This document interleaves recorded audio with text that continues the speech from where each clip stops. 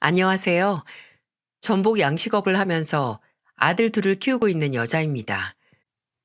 중국 진시 황제가 불로장생을 위해 먹었다고 전해지는 귀한 전복을 키운 지 어느덧 2년이 되어가고 있네요. 시부모님이 하시던 전복 양식장을 물려받아서 남편과 함께 일하고 있습니다. 원래는 서울에서 남편과 아들 둘 낳고 살고 있었어요. 그런데 저희 부부도 이런저런 일 겪다 보니까 이렇게 귀농까지 했네요. 제 인생인데도 정말 한치 앞을 모르는 게 인생인가 봅니다. 지금이야 전복 키우랴, 아들 둘 뒤치다꺼리 하랴, 시골 아줌마 다 됐지만 저도 그래도 아가씨 때는 꽃처럼 하늘하늘 했어요.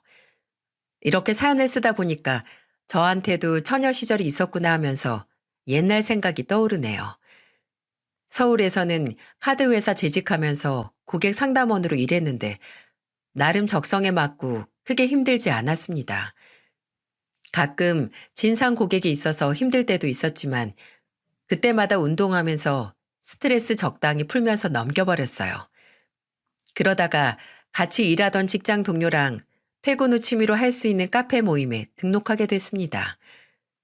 사람 일 모른다더니 사람 인연도 언제 어디서 생길지 모르는 것 같아요. 어쩌다 등록한 모임에서 지금의 남편을 만났거든요. 인상도 좋고 성격도 넉살 좋은 사람이라 금세 친해질 수 있었습니다. 남녀 사이 가깝게 지내다 보니 정도 생기고 연인으로 발전하는 건 38선 넘는 것보다 쉽더라고요. 퇴근하고 자주 보던 남편과 연인으로 지내다 결혼까지 하게 됐습니다. 친정 아버지가 택시 운전하시는데 남편을 보자마자 멀끔하게 인상 좋다면서 마음에 쏙 들어 하셨어요.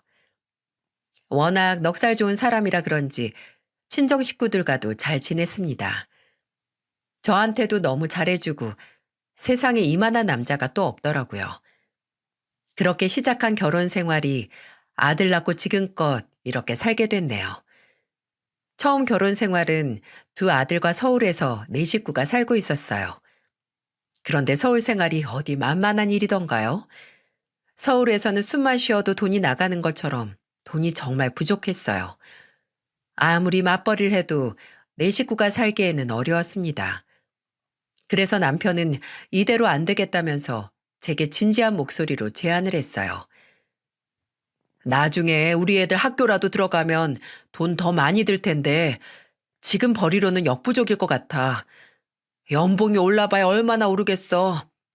그래서 말인데 우리 팀 과장이 퇴사한다고 치킨집을 차렸더니 월급보다 더 많이 벌린다던데 우리도 한번 시작해 볼까? 그래도 월급이 안정적이잖아. 그러다가 망하면 어떡해? 프랜차이즈 치킨 가게는 잘 안 망한대. 걱정 마. 나만 믿어봐. 나 진짜 열심히 해볼게. 우리 아들들 먹여 살리려면 내가 발에 땀나게 뛰어야지.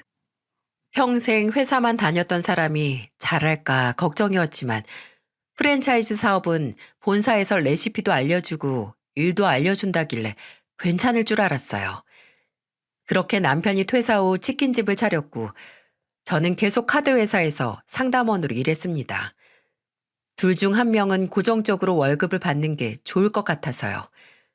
그런데 남편 가게는 문 열고 두세 달은 아무런 문제가 없다가 그 후부터 매출이 떨어지기 시작했어요. 남편 치킨집 근처에 경쟁업체가 생긴 겁니다.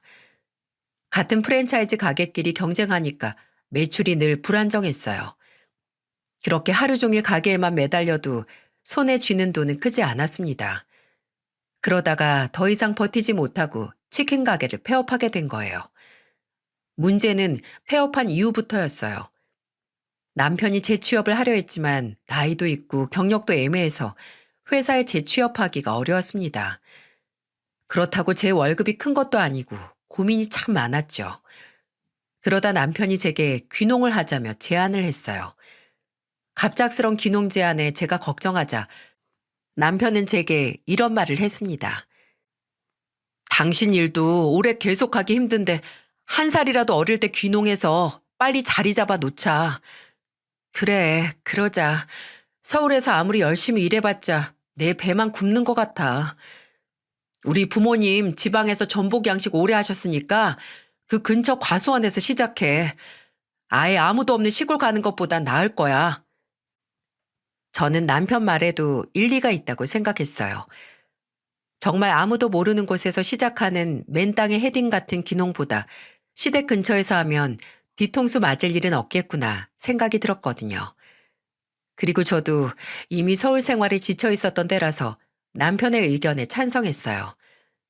무엇보다 아이들이 공기 좋은 곳에서 자연을 직접 느끼면서 건강하게 자라길 바라는 마음도 들었습니다.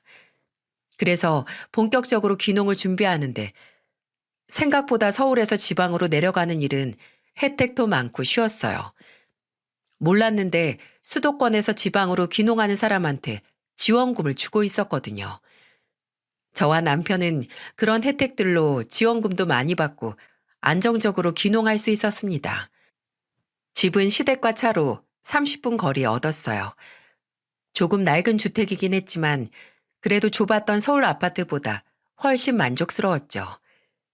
서울에서 아파트 살 때는 층간소음 때문에 애들이 조금만 뛰어도 신경 쓰여서 매번 뛰지 마라, 조용해라 이런 말을 달고 살았는데 귀농하니까 애들이 정말 마음껏 뛰놀 수 있다는 게 가장 좋았어요. 저랑 남편보다도 두 아들이 더 좋아했다니까요. 이래저래 귀농은 첫 시작은 만족스러웠어요. 서툴렀지만 남편과 하나씩 배워가면서 과수원도 꾸려나가고 있었습니다. 생각보다 큰 돈을 벌진 못했지만 서울 생활보다는 빠듯하지 않고 여유롭게 살 수 있었어요. 하지만 시골 생활이 여유롭긴 해도 불편한 건 어쩔 수 없는 현실이었어요.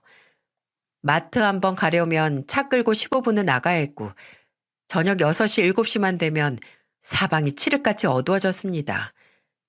시골 생활이 처음이었던 저는 적응하기 너무 힘들었어요. 나이 어린 애들이야 어디 내놔도 산다지만 나이 들어서 새로 적응하는 일이 쉽던가요? 세상에 버스도 몇 대 없었고 그마저도 1시간에 한 대 다니는 정도였습니다. 그러니 제가 운전을 안 할 수가 없었어요. 장롱 면허였던 저는 시골에 오자마자 운전 연수도 받았어요. 그래도 운전을 시작하니까 훨씬 살만해지더군요. 과수원 일하려고 샀던 1톤 트럭도 척척 몰고 다녔어요. 원래도 가지고 있던 면허가 일종 면허라서 운전 연수받고 배우니까 금세 운전하고 다녔습니다. 사람이 환경 따라 변한다고 귀농하니까 먹고 살려고 트럭에 경운기까지 몰고 다니게 되더라고요. 남편은 그런 저를 보면서 이런 말을 했어요. 당신은 사막에 떨어뜨려 놔도 살 것 같다. 이젠 경운기도 몰고 대단해. 남자로 태어났으면 탱크 몰고 다녔겠어. 경운기가 대수야? 이게 다 먹고 살려고 하는 생존 본능 같은 거야. 에휴, 내가 괜히 귀농하자고 해서 힘들게만 하는 것 같다. 그래도 서울에서는 비싸서 못 먹는 전복을 여기서 많이 먹잖아. 이제 운전해서 시내도 나가고 마트도 다니니까 훨씬 살만해. 남편과 저는 서툰 귀농 생활을 서로 의지하면서 나름대로 적응해 나가고 있었어요. 그래도 시댁이 근처에 있으니까 참 든든했어요. 제 시댁은 식구가 많은 편이랍니다. 어머님, 아버님이 금술 좋으셨는지 남편이 둘째였고 위로는 형 하나, 아래로는 남동생, 여동생 이렇게 사남매를 키워내셨죠. 그런데 귀농하고 가끔 어머님과 이야기를 하다 보면 한숨을 쉬시면서 이런 말씀을 하고는 하세요. 나는 세상에서 전복 키우는 게 제일 힘들 줄 알았는데 자식 키우는 게 제일 힘들어. 그래도 번듯하게 키워내셨잖아요. 다들 아프지도 않고 건강하면 그게 복이래요. 차라리 아파서 들어 누워 있어야 사고나 안 치지. 내가 속이 답답해서 4명에 못 살 것 같다. 어머님은 자식들 다 소용없다고 한탄을 자주 하셨어요. 이런 말을 다 이해할 만큼 시숙이나 시동생, 시누이들이 하나같이 하루도 조용할 날이 없었다니까요. 얼마나 속이 답답하시면 어머님이 며느리 붙들고 자식 한탄을 하시겠나 싶었습니다. 어쩜 사남매가 이렇게 다 다르게 사는지 제 남편은 같은 핏줄이 맞나 싶게 사람이 착하고 성실한 거였어요. 저는 가끔 남편이 속없이 착한 모습에 화가 날 때도 있었는데 차라리 속없이 답답한 사람 데리고 사는 게 100번, 1000번 나은 것 같아요. 오죽하면 어머님 명절에 고향까지 내려온 자식들 보고 나가라면서 호통을 치셨겠어요? 어지간하면 부모님들 아무리 화나도 명절에 자식 내쫓는 일은 없지 않나요? 그런데 저희 시어머님 그날 빗자루까지 휘두르면서 내쫓아 버렸어요. 너무 놀라긴 했지만 어머님을 아주 이해 못하는 것도 아니었습니다. 왜냐하면 그때는 옆에서 보는 제 눈에도 손에 칼만 안 들었지 하나같이 다들 도둑놈들이 따로 없었거든요. 제일 문제가 큰 시숙이었어요. 제 시댁은 전복 양식업을 하면서 모아둔 자산이 꽤 많으셨어요. 사람이 누울 자리 보고 다리 뻗는다고 하더니 하나 있는 장남이 호시탐탐 부모 자산만 바라는 거예요. 옆에서 보는 제가 다 민망할 정도였죠. 경기도에서 볼링장을 운영하고 있었는데 매번 다른 사업 더 하겠다면서 시부모님만 보면 돈 타령이었어요.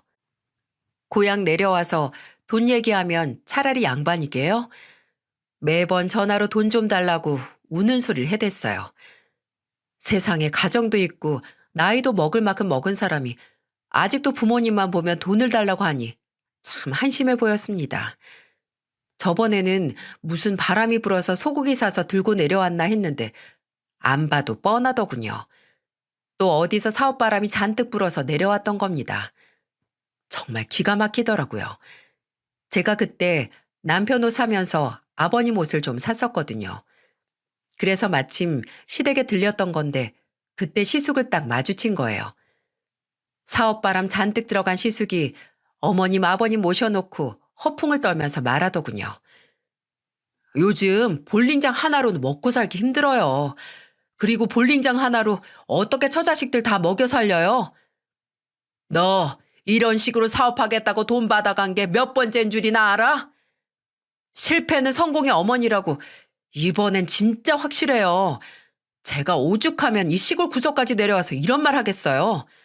그냥 하고 있는 볼링장이나 잘해먹지 뭐하러 또 일을 벌려. 어머님은 그동안 시숙이 받아간 돈도 많고 망했던 사업이 한두 개가 아니라서 그만 좀 하라면서 말렸어요. 제가 들었던 사업만 해도 한 5개도 넘을 지경이었어요. 그런데도 뻔뻔하게 내려와서 돈 달라고 손 벌리니까 어머님도 기가 차지 않겠습니까? 그래서 어머님이 반대하셨던 겁니다. 예전에는 어머님이랑 같이 밥을 먹고 있는데 전화로 돈 타령하는 시숙 때문에 그날 밥 먹던 것도 체하셔서 병원도 다녀오셨어요. 이러니까 어머님이 제 명에 못 살겠다고 입버릇처럼 말씀하시는 거고요. 이번에는 전화로 3천만 딱 해달래던 시숙은 소고기 들고 와서 고향까지 내려오더니 그새 금액도 커졌더군요.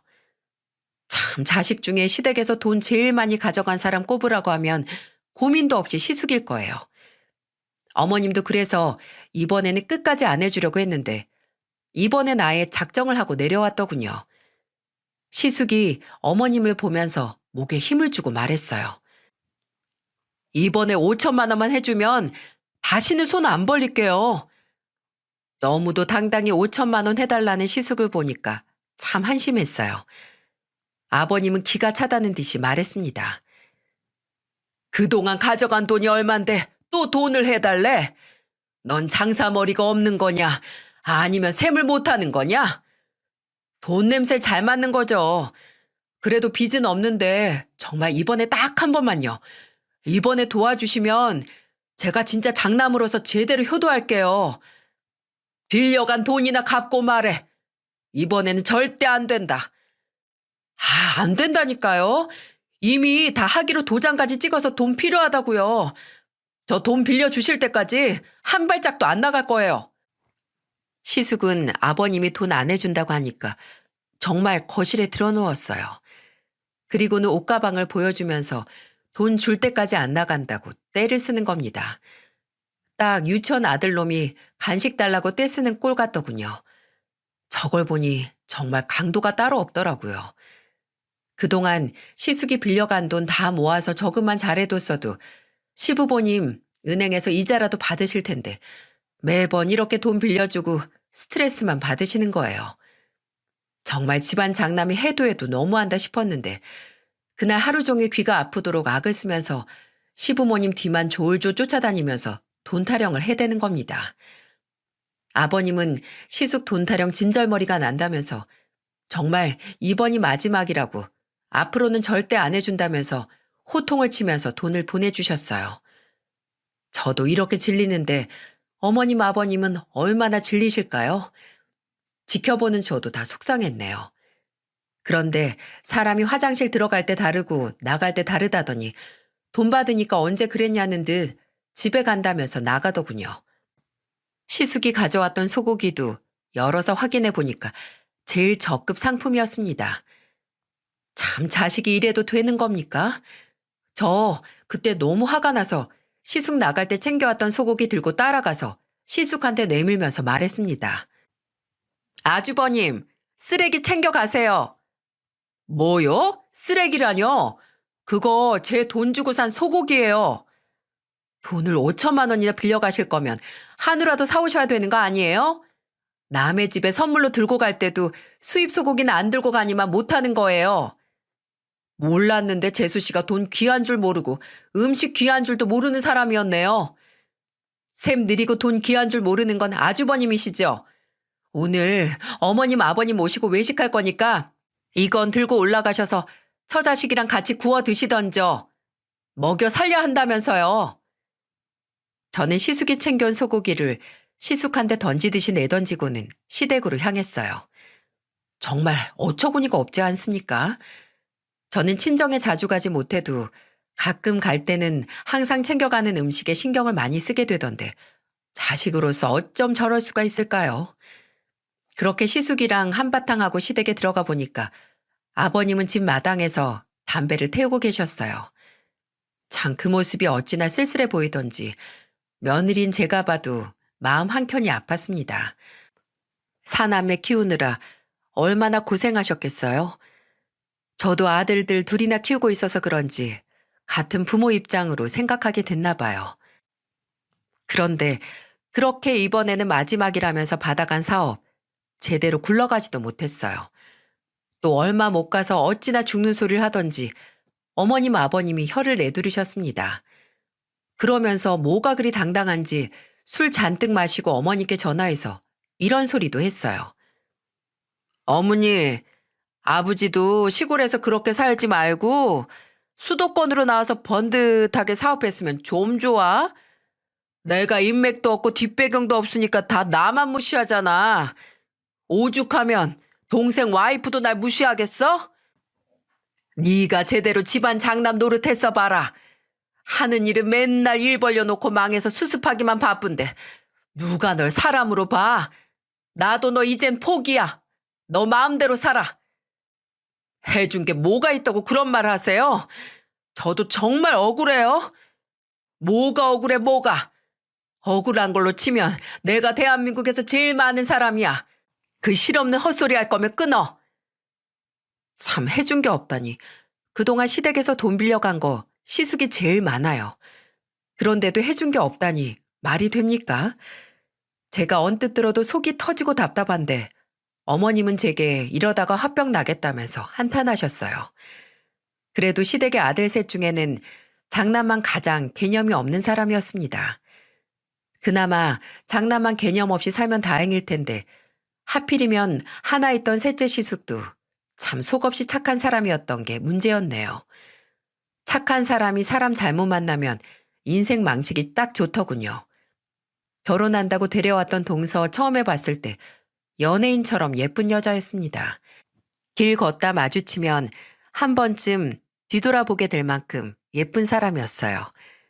그런데 사람이 묘하게 표독스러워 보이는데 장난 아니겠다 싶은 느낌이 드는 거예요. 시부모님들도 인상이 안 좋은 것 같다고 하실 정도였는데 셋째 시숙이 아주 좋아 죽겠다는 얼굴이었죠. 동서랑 결혼 못하면 죽을지도 모른다는 말을 시부모님 앞에서 하는 거예요. 착한 사람이 여자한테 눈이 돌아가니까 앞뒤 없이 변하더라고요. 그렇게 우여곡절 끝에 셋째 시숙은 결혼식을 하긴 했는데 문제는 그때부터였어요. 중견기업에 다니던 셋째 시숙은 돈으로 시부모님 속을 썩혀 본 적이 없었습니다. 공부도 알아서 잘하고 취업도 걱정 없이 잘 해낸 자식이라고 어머님이 칭찬까지 했었어요. 그런데 결혼하고 나니까 사람이 완전히 달라지더라고요. 하루아침에 사람이 나사 하나 빠진 사람처럼 사는 거예요. 가만 보니까 동서가 명품이나 사치품을 엄청나게 사는 것 같았어요. 그런데 그걸 셋째 시숙이 말리지도 않고 그냥 내버려 두는 거예요. 그리고는 돈이 없어서 시댁을 찾아와서 돈 타령하는 게 어이가 없었습니다. 어머님은 결혼하고 오랜만에 찾아온 셋째 시숙이 돈 달라는 말을 듣고는 가슴을 치며 말했어요.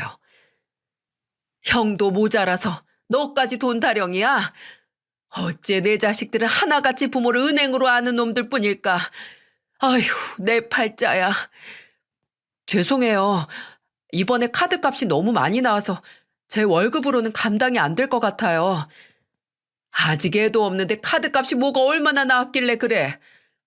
원래는 안 그러는데 이번에 좀 돈 쓸 일이 많아서 500 정도 나왔어요. 뭐? 500? 너 정신 나갔어? 아무리 쓸 일이 있어도 그렇지. 들어올 돈을 계산하고 써야지. 가만, 너 그거 다 네가 쓴 돈 아니지? 또 네 마누라가 다 쓴 거지. 아유, 자식놈도 모자라서 이제 며느리까지 내 등 쳐먹으려고 하네. 죄송해요, 엄마. 정말 면목이 없어요. 셋째 시숙은 하염없이 어머니께 죄송하다며 고개를 조아렸어요. 맡겨놓은 돈 찾듯이 돈 얘기 안 한 걸 다행이라고 해야 하나요? 그래도 그렇지 동서가 명품 가방에 구두까지 마구잡이로 사는데도 말리지도 않았어요. 뻔히 남편 돈벌이 알면서 일도 안 하면서 집에서 명품만 사서 쓰는 사람이 제정신인가요? 게다가 동서는 시댁에도 잘 오지도 않았어요. 그래서 어머님은 제게 한탄하면서 이렇게 말했습니다. 자식 복이 없으니까 며느리 복도 없지. 아휴, 이제 며느리까지 내 등골을 빼먹으려고 하네. 내가 너 없었으면 어떻게 살았을까 싶다. 그때 한창 어머님 아버님께서 큰 시숙에 작은 시숙까지 속 시끄럽게 한다고 얼굴이 까칠해지셨길래 저랑 남편이 애들 데리고 가서 자주 같이 밥을 먹었어요. 그래도 집안에 애들이 있으면 분위기가 좀 달라지는 게 있잖아요. 그래서 잠시나마 애들 재롱 보면서 시부모님도 잠시 웃으시니까 다행이었어요. 하지만 제가 이렇게 시부모님 옆에서 챙겨드려도 한순간뿐이었어요. 카드값이 급하다길래 멀쩡한 셋째 아들 신용불량자 될까봐 어머님이 급한 불 끄라면서 셋째 시숙 돈 빌려준 게 엊그제 같은데 그 새를 못 참고 또 시댁에 와서는 난감한 목소리로 또 돈 얘기를 하더라고요. 저도 어머니 아버지한테 이런 부탁하는 거 쉬운 거 아니에요. 딱 7천만 원만 해주세요. 그 사람이 돈 벌어보겠다고 사업한다는데 제가 당장 사업 자금이 없어서요. 놀고 먹기만 하는 애가 무슨 사업이야? 그리고 사업은 내 돈으로 시작해야지. 돈도 없는데 사업하겠다는 게 무슨 심보야. 이젠 부모 돈이 네 돈 같고 그런 거냐? 너도 네 형 닮아가는 게야. 그런 게 아니에요. 제가 회사 다녀보니까 월급으로는 돈 못 벌어요. 아버지 며느리 똑똑한 사람이에요. 그러니까 한 번만 믿어주면 정말 잘할 사람이라니까요. 똑똑한 사람이 사치만 하고 살아. 며느리가 아니라 강도야, 강도. 며느리도 가족이잖아요. 이번만 도와주세요. 이번에 도와주시면 앞으로 시댁에 정말 잘한다고 했어요. 셋째 시숙하는 말을 듣고 저도 어이가 없었습니다. 사업 자금을 빌려주면 시댁에 잘하겠다는 며느리가 세상에 어딨나요? 그러면서 가족이라뇨. 이런 게 가족이면 없는 게 낫겠다 싶었네요. 아무리 가지 많은 나무에 바람 잘 날 없다지만 이건 정말 어처구니가 없을 지경이었습니다. 어머님은 며느리도 가족이라는 셋째 시숙 말에 호통을 치면서 말하셨어요. 차라리 날 죽여라. 너무들 한다 정말. 다른 자식들은 부모 용돈 챙겨준다는데 난 용돈은 고사하고 너네들 맨날 입만 열면 돈 타령에 대서 내가 당장 죽을 것 같아. 그런데 이제 며느리 사업자금까지 내가 해줘야 되는 거니? 시댁의 얼굴도 제대로 안 비추는 며느리가 가족이야? 막말로 걔가 시집 와서 한 게 뭐가 있어? 죄송해요, 엄마. 그런데 딱 한 번만 부탁할게요.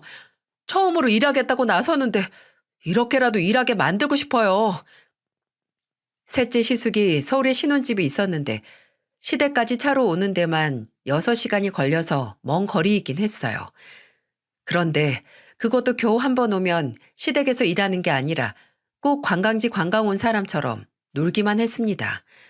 머리부터 발끝까지 명품을 도배하고 내려와서 집안에 붙어있는 꼴을 못 봤어요. 온 마을을 헤집고 다니면서 사진만 찍고 다니는 거예요. 어머님 그때 동네 창피하다고 동서 잡으러 다니셨어요.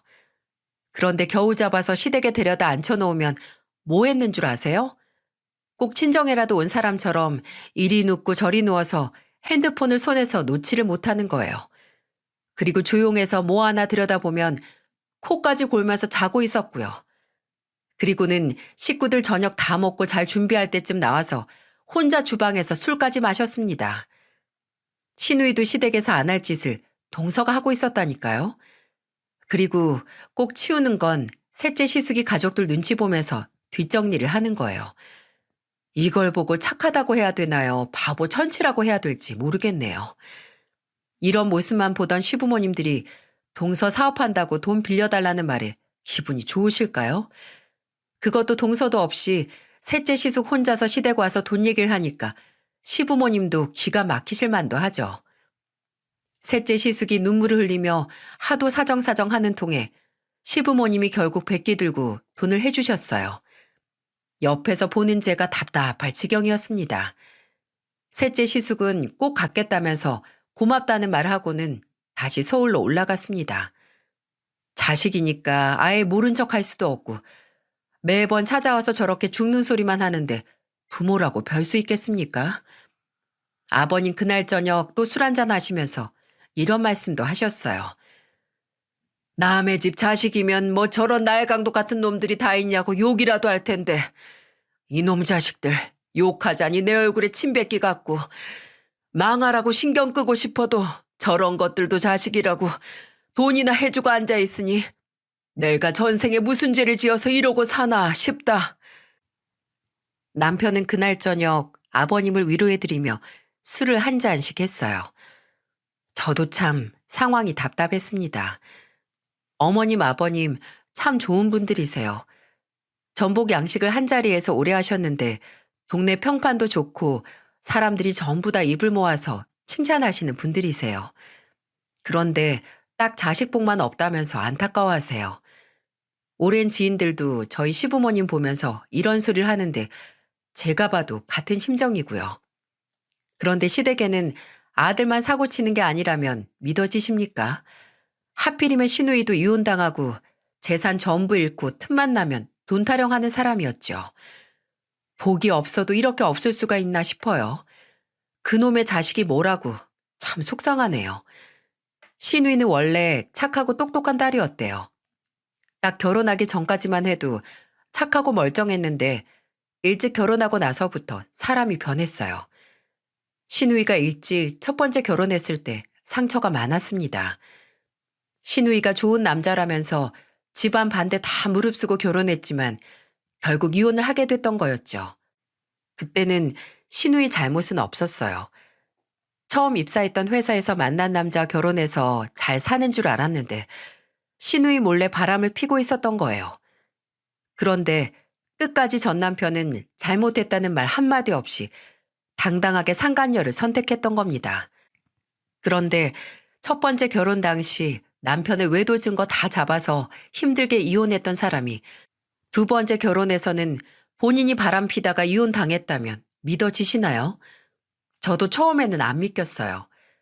시누이가 두 번째 결혼할 때 만났던 사람은 참 좋은 사람이긴 했던 기억이 나거든요. 어릴 때 결혼해서 남편 바람나서 이혼하고 나니까 시누이가 방황을 많이 했었다는 말을 들은 적이 있었어요. 그때 어머님이 시누이 걱정으로 병이 날 뻔했다고 하시더군요. 20대 초반의 첫 연애가 결혼으로 이어졌는데 첫사랑이 바람나서 이혼하게 될 줄 누가 예상이나 했겠어요? 듣기만 해도 심적으로 충격이 컸겠구나 싶었는데 그때 신우이가 방황할 때 옆에서 잡아준 사람이 두 번째 남편이었죠. 힘들 때 옆에서 위로해주고 격려해주니까 둘이 눈이 맞았어요.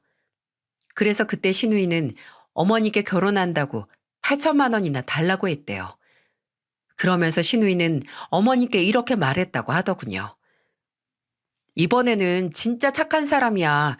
나 평생 혼자 썩어 죽기 싫어. 이혼하고 몇 년이나 지났다고. 좀 더 천천히 생각해봐. 너 아직 28살이잖아. 그래봐야 이혼녀 딱지 붙었는데 나이가 뭐 대수야? 나 좋다는 사람 있을 때 가야지. 나 8천만 원만. 결혼 자금이 없잖아. 나 이번엔 정말 잘 살게. 제발요. 그렇게 신우이는 시댁에서 돈 받아서 잘 살겠다면서 두 번째 결혼식을 올렸어요. 그래도 착한 남편 만나서 잘 사는 줄 알았는데 청천벽력 같은 소식이 들린 거예요.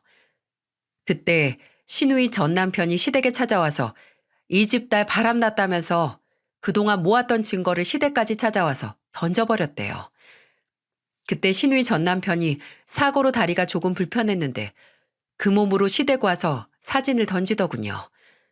사람이 악이 가득 찼다는 게 다 저런 모습이구나 했어요. 아버님은 못난 딸이라면서 대신 사과를 하고 돌려보내더군요. 어머님은 신우이가 시댁에 들어오자마자 등을 치면서 말했습니다. 알고 보니까 신우이는 힘들 때 옆에 있어준 사람이 부부로 사는 동안 사고로 장애가 생기니까 그거 싫다고 바람난 거예요. 그래서 어머님이 신우이 등을 내리치면서 큰 소리로 말했습니다. 내가 너 때문에 못 살아 못 살아. 넌 네가 당해놓고 바람이 피고 싶어? 아픈 사람한테 왜 그래 도대체? 엄마야말로 왜 그래? 엄만 내가 평생 병수발이나 들면 좋겠어? 네가 그럴 때 힘이 돼주면 힘이 나서 살 거 아니야. 너 힘들 때 너 잡아준 사람한테 네가 사람이면 사람이면 그렇게 살면 안 되는 거야. 차라리 잘 됐어. 나 저런 사람 옆에서 오래 못 살았을 거야. 그냥 위자료 주고 이혼할 거야. 이 정신 나간 거사. 결혼 2번에 이혼 2번이 말이나 되는 거야? 결혼이 무슨 소꿉장난도 아니고 너 어떻게 살려고 이래? 결국 신우이는 두 번째 결혼해서 전 재산을 다 잃었어요. 유책 배우자라 위자료로 가진 돈 전부 다 뜯긴 거예요. 그러고도 뻔뻔하게 자기는 잘못이 없다고 고래고래 소리를 지르고 난리도 아니었어요. 그렇게 신우이는 두 번째 이혼을 했고 그 후 계속해서 시댁에 빌붙어서 살고 있는 겁니다. 결혼한다고 8천만 원 가져가 놓고 이혼당하고 또 돈 없다고 시댁에 돈 달라니까 어머님은 폭발하기 일보 직전이었어요. 어느 날 어머님이 저에게 전화해서 같이 술 마시자는 말에 달려가 보니까 오늘 신우이랑 황당한 일이 있었다고 하더군요.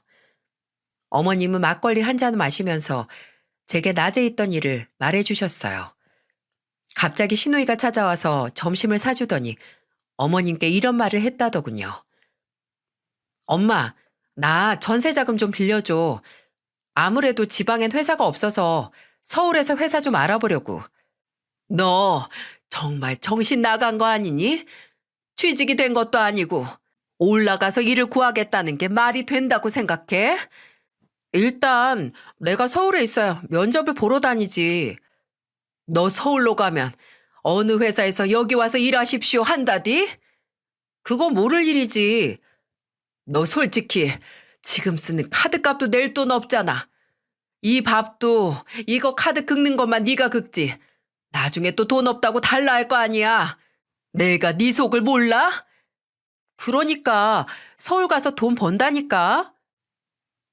어머님은 끝까지 전세자금 빌려달라면서 돈 타령하는 신우이를 쫓아버렸대요. 그런 일 겪고 심란한 마음에 저를 찾아오신 거예요.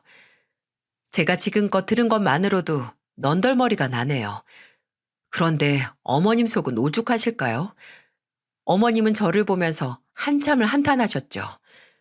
그날 어머님과 전에 막걸리 마시면서 한참을 이야기를 들어드렸어요. 참 별것도 아닌데 어머님은 제게 같이 있어줘서 고맙다면서 말하실 정도였답니다.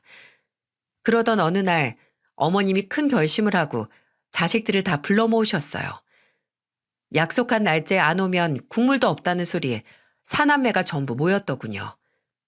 아버님도 중대하게 할 말이 있다면서 불호령을 내리셨어요. 그래서 저도 같이 시댁으로 남편과 가봤죠. 어머님, 아버님은 자식들을 다 앉혀놓고 힘을 주며 말씀하셨어요. 너희들 그동안 우리한테 얼마나 돈을 뜯어갔는 줄 알기나 하냐? 우리 이제 더 주고 싶어도 줄 돈도 없어. 그러니까 이 자리에서 공평하게 너희들한테 5천만 원씩 나눠줄 테니까 앞으로는 돈 달라 소리 좀 그만해. 한 번만 더 돈 타령하면 부모 자식 이혼 끊는 줄 알아.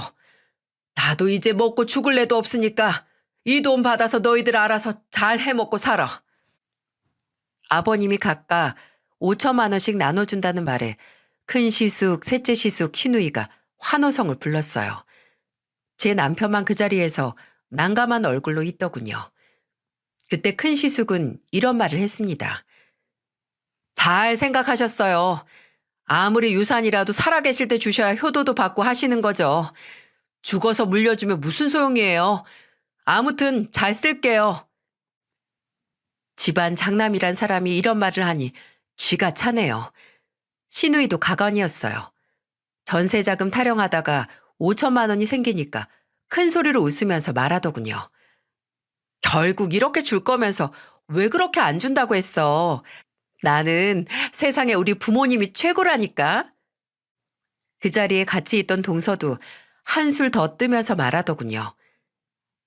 제가 역시 시집은 잘 온 것 같아요. 이렇게 개념 있는 시댁 얻은 사람은 친구들 중에 저뿐이에요. 감사드려요, 아버님, 어머님.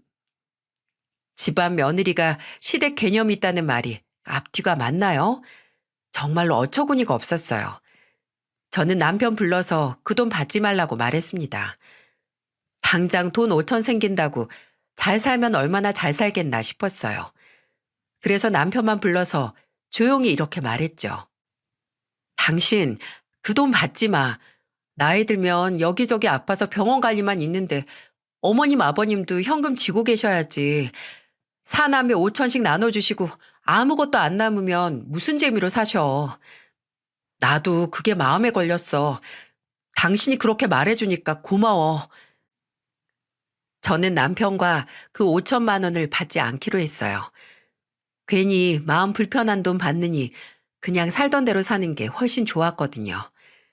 그래서 그날 저녁 식구들 다 가고 나서 남편과 다시 어머니께 돌려드렸습니다. 그러자 어머님은 그래도 받으라고 하셨지만 저는 나중에 외식이나 하자면서 돌려드렸어요. 훨씬 마음이 편하더라고요. 그렇게 한 달이 지났을 때쯤 저는 어머님 생신이라 시댁에 갔습니다. 그런데 어머님이 한숨을 쉬며 말씀하셨어요. 돈 5천씩 받아가더니 연락 한 통이 없어. 이제는 돈 없는 부모다 이거야. 다들 바빠서 그럴 거예요. 바빠도 전화 한 통 할 틈이 없겠어? 에휴, 내가 자식 농사 한참 잘못 지었어. 전복만 키울 줄 알았지. 내 자식들이 이렇게 나올 줄 누가 알았겠어. 요즘 네 시애비 하루에 담배를 한 갑씩 핀다. 속이 얼마나 썩어가겠니? 이제 진짜 아무것도 안 주면 아무도 안 올 거야. 아닐 거예요, 어머님. 그래도 저희가 있잖아요. 그래, 그래서 내가 얼마나 다행인지 몰라. 내 친구 말처럼 나도 테스트를 해봐야겠어. 테스트요? 아니다. 넌 모른 척하고 있어. 어머님은 무슨 말을 하시려다 마시더니 밥을 드시기 시작했어요. 유산 다 주고 나니 발길 뚝 끊고 연락도 안 오니까 서운할 만도 하시죠. 제가 아무리 좋은 말을 해드리려고 해도 며느리랑 자식과 같겠나요? 숟가락을 들고 계신 손을 보니까 손등이 까맣게 탄 걸 보니 어머님도 많이 나이가 드신 티가 났어요. 얼굴도 땡볕에서 검게 그을리셨고 거친 피부가 원래 나이보다 더 들어 보이셨습니다. 제가 봐도 이렇게 마음이 아픈데 자식들은 왜 이런 어머님의 약한 모습을 못 보는 걸까요? 그렇게 며칠 뒤 갑자기 시어머님이 쓰러지셨다는 연락을 받았어요. 너무 놀라서 저는 전화 주신 분께 물었습니다. 어머님이 쓰러지셨다뇨? 어디 병원인데요? 사거리에 있는 병원이요. 지금 어머님 혼수 상태예요. 급하게 전화를 받아보니 어머님이 오래 알고 계시던 동생분이셨어요. 저는 너무 놀라서 손을 떨면서 남편과 같이 병원으로 달려갔습니다. 어찌나 심장이 떨리던지 손이 다 벌벌 떨렸어요. 그렇게 병실 앞에 도착했는데 저와 남편뿐이었어요. 아버님도 안 계시고 어머님과 어머님 지인인 여동생만 병실에 있었습니다. 제가 무슨 일이냐면서 재차 물었는데 어머님이 갑자기 자리에서 벌떡 일어나셨어요. 저는 마치 귀신이라도 본 것처럼 놀랐습니다. 그래서 놀란 목소리로 말했죠. 어머님, 혼수 상태라면서요. 괜찮으세요? 이게 도대체 어떻게 된 거예요? 나 쓰러진 거 아니야.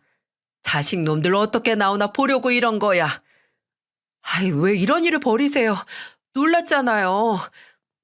내가 유산 미리 나눠줬다 해도 자식 놈들 나 아프다고 하면 다 올 줄 알았어.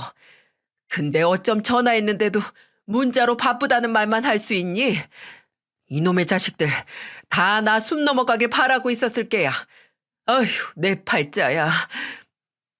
어머님은 가슴을 치며 말씀하셨고 옆에 있던 어머님 지인은 맞장구를 치며 말했어요. 내가 병원에서 오래 일했잖아. 언니처럼 재산 다 미리 떼어주고 죽을 땐 나 몰라 하는 자식이 한둘인 줄 알아? 돈이 있을 때만 부모 대접 받는 게 요즘 세상이야. 그러니까 죽을 때까지 돈 쥐고 있어야 된다고 내가 그랬잖아. 자식이라고 다 돕지 마. 어머님은 지인의 말에 괜히 도와줬다고 후회스럽다고 우는 소리를 하셨어요. 저는 그래도 다들 바빠서 저녁에 올 수도 있지 않냐고 말했습니다. 하지만 정말 하루 종일 아무도 오지 않았어요. 어쩜 자식이 이럴 수 있을까요? 저랑 남편은 어머님이 괜히 이런 일을 벌인 게 아니구나. 오죽하며 이러셨을까 이해가 됐어요. 그렇게 어머님을 모시고 집으로 돌아왔는데 아버님이 계셨습니다. 아버님은 이것들 한 놈도 쓸 놈이 없다고 소리치셨어요. 어머님은 거실 바닥에 주저앉아 우셨고요. 그리고는 땅을 치면서 말했어요. 이 나쁜 놈들, 벼락 맞아 죽을 놈들. 내가 돈 없다고 사람 취급도 안 하네. 다 천벌받을 놈들이야. 당신도 그만해. 처음부터 자식이라고 무조건 돕고 산 게 문제였어. 내가 그렇게 안 된다고 말했는데 이게 뭐야? 자식 보고 살면 안 된다더니 기어코 이렇게 부모 속을 뒤집네. 그날 하루 종일 두 분은 한탄을 그치지 않으셨어요. 결국 저는 시댁에서 애들 데리고 자고 왔습니다. 그런데 다음 날이 됐는데 셋째 시숙이 혼자 왔더군요. 동서는 아예 오지도 않았고요. 셋째 시숙이 혼자 들어오는 걸 보자 어머님은 기가 차서 말했습니다. 너는 나 숨 넘어가면 무덤 앞에서 울지 내려오긴 왜 왔어? 그것도 아주 혼자서 왔네. 누가 보면 장가도 못 간 놈인 줄 알겠다. 진정하세요. 어제 너무 바빴어요. 죄송해요. 회사랑 애들 때문에 어쩔 수가 없었다고요. 바빠? 그놈의 회사는 너 없으면 안 굴러가? 친부모가 아프다는데도 너 가지 말라고 회사에 묶어둔 것도 아닌데 지금 그걸 말이라고 하는 거야? 애들은 왜 너 혼자서만 봐? 너는 언제까지 네 와이프한테 끌려다닐 건데? 나가. 그냥 가버려. 어머님은 옆에 있던 주전자를 던지면서 셋째 시숙을 쫓아버렸어요. 저는 너무 놀라서 어머님을 부축해드렸습니다. 어머님을 거실 소파에 앉혀드렸어요. 그러자 어머님은 제 손을 잡으시고 말씀하셨어요. 내가 네 시애비랑 22살에 결혼해서 바닷가에서 40년 넘게 살았어. 사남매 키운다고 열심히 살았는데 현실이 이렇구나. 이제 나는 둘째랑 너만 자식이라고 생각하고 살 거야. 요즘 가수원 어렵다면서 그거 정리하고 우리 같이 전복 양식하자. 내가 이 양식장 너희 물려주마. 어머님, 저흰 괜찮아요. 어렵긴 한데 그래도 아직은 저희 힘으로 어떻게 해볼게요. 아니야. 내가 정말 해주고 싶어서 그래. 너는 항상 내 도움 거절하기만 바쁘더라. 그냥 이럴 때 내 어머님하고 와서 일 열심히 배워. 양식 잘 배워서 너도 네 아들 잘 키워봐라. 이번엔 신축 아파트도 하나 해주마. 이사해서 애들 잘 키워. 어머님, 이제 돈도 없으신데 무리하지 마세요. 일은 천천히 제가 배울게요. 내가 40년 동안 전복 키웠는데 그 돈이 없겠어? 내가 다 너희들 어떻게 하나 보려고 테스트한 거야. 알고 보니까 어머님과 아버님은 재산이 더 많으셨어요. 그렇게 자식들한테 퍼주셨는데도 15억 정도가 남아있으셨죠. 어머님은 자식들이 어떻게 나오나 보려고 테스트를 하셨던 거예요. 그래서 남편은 과수원을 정리하고 시부모님들 일을 도와서 전복 양식을 시작했습니다. 저희 가족도 아파트로 이사도 했고요. 아이들이 좀 커서 그런지 유치원 다니기도 편하고 훨씬 좋긴 하더라고요. 그런데 아버님은 저와 남편을 따로 불러서 2천만 원을 주면서 말씀하셨어요. 너희 차 트럭밖에 없잖아. 승용차라도 한 대 사. 아버님, 자꾸 이러시지 마세요. 저희는 트럭이 더 편해요. 너희 말고 내 손주들 편하라고 사주는 거야. 요즘은 집안에 차랑 아파트가 좋아야 애들도 기 펴고 산다더라. 나는 죽을 때도 내가 가진 재산 전부 너희 부부 물려주고 갈 거야. 아버님은 매번 저희들을 불러서 이런저런 도움을 주셨어요. 저와 남편은 너무 고맙기도 하고 이래도 되는 건가 마음이 쓰였습니다. 그래서 시부모님들 살아계실 때 더 잘해드리자며 남편과 말을 했어요. 가끔 애들이랑 나들이를 가더라도 시부모님과 항상 같이 갔습니다. 바깥바람도 쐬고 좋아하시는 모습을 보니까 저도 기분이 좋았어요. 그런데 이렇게 잘 살고 있는 남편과 저를 보자 큰 시숙님이 남편을 찾아와서 호통을 치며 말했어요. 요즘 이사도 가고 차도 샀다던데 돈이 어디서 났냐? 설마 아버지 돈이야? 그런 거 아니야. 형도 정신 좀 차려. 나 요즘 전복 양식 배우고 있는 거 몰라? 우리 속였네. 양식장도 있었는데 돈 없다고 하셨네. 미쳤어? 양식장. 어머니 아버지 평생 일군 일터라고. 남편은 큰 시숙님께 정신 차리라면서 소리쳤고 어머님은 양식장에 있는 큰 시숙님을 보고는 전복 껍데기를 던지며 소리치셨어요. 야, 이 벼락 맞아 죽어도 시원찮을 놈아. 여기가 어디라고 와? 왜 이러세요? 나도 엄연히 자식이잖아요. 이 양식장에 지분 있다고요. 여기 네 지분 없어. 난 둘째 아들 말고는 자식 없으니까 저리 꺼져버려. 어머님은 그렇게 큰 시숙님을 쫓아냈고 한동안 돈 냄새 맡고 내려오는 자식들을 다 쫓아내버렸어요. 그렇게 문전박대하면서 다 쫓아내버린 뒤로 2년이나 안 보고 살고 계시고요. 큰 시숙의 사업은 돈도 안 되는 구멍가게 신세가 됐고 셋째 시숙도 동서 사채에 못 이겨 이혼을 준비하는 것 같았습니다. 시누이도 아직까지 제 앞가림도 못하고요. 그러니 어머님 아버님도 안 보고 사는 게 낫다고 말씀하세요. 평생 다 큰 자식들 뒷바라지 할 수는 없잖아요. 옛말에 자식 돈 모아줄 생각 말고 자식 글 가르쳐 기르라는 말이 있는데 시댁을 보면 딱 그 말이 맞는 것 같아요. 어쩜 그렇게 부모를 돈으로만 생각하는지 저는 어머님의 테스트가 정확했다고 생각합니다. 이제라도 다 아셨으니까 얼마나 다행이에요. 어머님도 이제는 노후를 즐기시겠다면서 아버님과 산으로 들로 놀러 다니세요. 저는 남편과 전복 양식장을 잘 꾸려가고 있고요. 제 사연 들으시는 분들은 화목한 가정에서 의기투합하면서 잘 살았으면 좋겠습니다. 그래도 세상에 가족만한 게 또 없잖아요. 그러니 모두 좋은 날씨 누리면서 가족들과 항상 행복하세요.